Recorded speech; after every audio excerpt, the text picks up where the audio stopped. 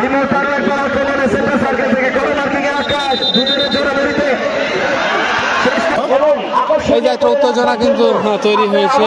শান্ত থাকবেন এবং এই খেলাটাকে শেষ পর্যন্ত আমরা যেন শেষ করতে পারি সেই জন্য সহযোগিতা করবেন। আমি দর্শক ভাইদের অনুরোধ জানাবো আপনারা বসে পড়েন, আপনারা জায়গায় বসে পড়েন। আমি দর্শকদের বিরুদ্ধে অনুরোধ জানাবো আপনারা শান্ত থাকুন। চমৎকার চমৎকার সুযোগ এসেছিল, যাই হোক বল চলে গেল মাঠের বাইরে। খেলার দর্শক ভাইদের টান টান উত্তেজনা আমরা এই মুহূর্তে লক্ষ্য করছি। যে কথা বলছিলাম, এই খেলাকে সুন্দর এবং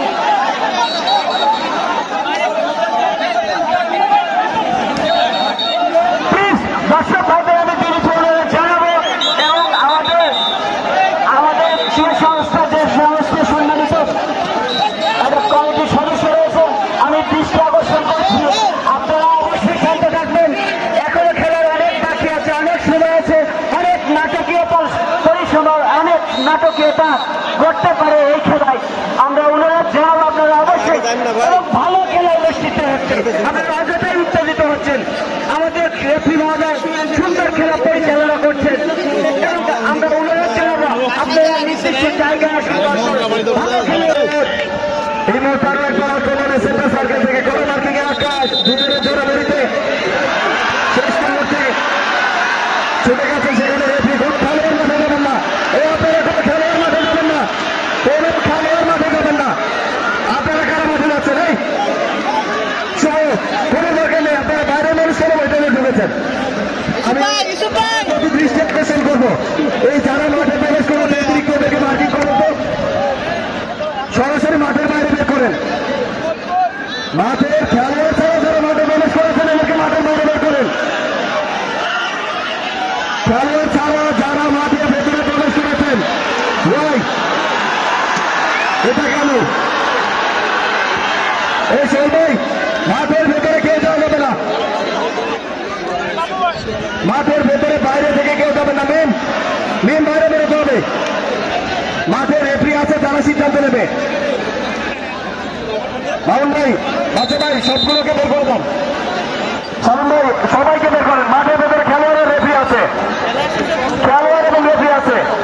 কেন আসলে অন্যদের মাঠে প্রবেশ করেছেন? খেলোয়াড় যদি মারামারি করে দুজনে লাল কেট পেয়ে বাইরে চলে যাবে, তাদেরকে দরকার নেই এরকম খেলোয়াড়। আপনারা মাঠে ঢুকেন কেন?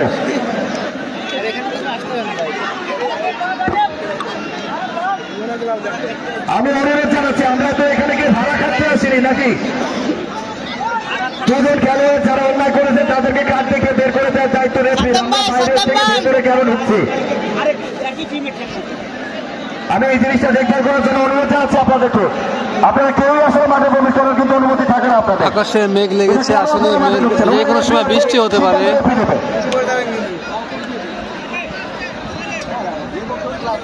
আমি ক্রীড়া অফিসার মহোদয় সবাইকে অনুরোধ জানাচ্ছি আপনারা মাঠের বাইরে আসুন প্লিজ। খেলা টান উত্তেজনার ভিতরে ভালোভাবে চলছিল, জানি না হঠাৎ করে কেন, কোথা থেকে, কিভাবে এমনটা হয়ে গেল।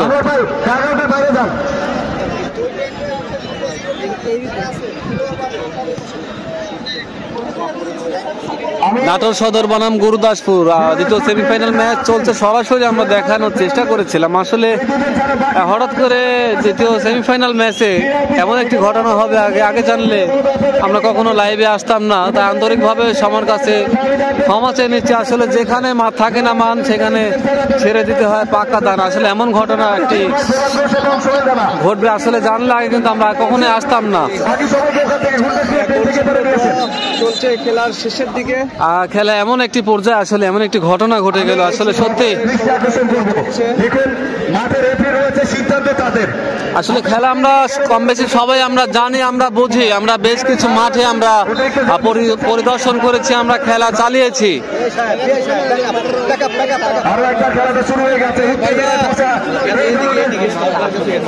এদিকে রেফারির দৃষ্টিও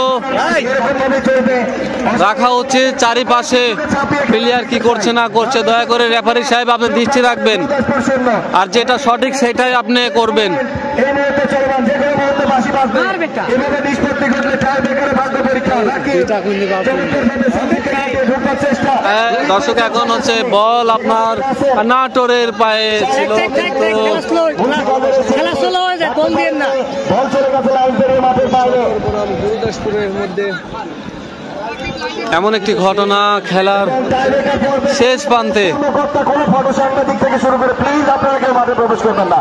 খেলোয়াড় ছাড়া যারা মাঠের ভেতরে আছে তারাই শুধু থাকবে। আবারও কর্নারের উদ্দেশ্যে কি করবেন নাটোর সদর, নাটোর সদরের পায়ে আবার অনুকূলে বল। আরো একবার আক্রমণের চেষ্টা ওখানে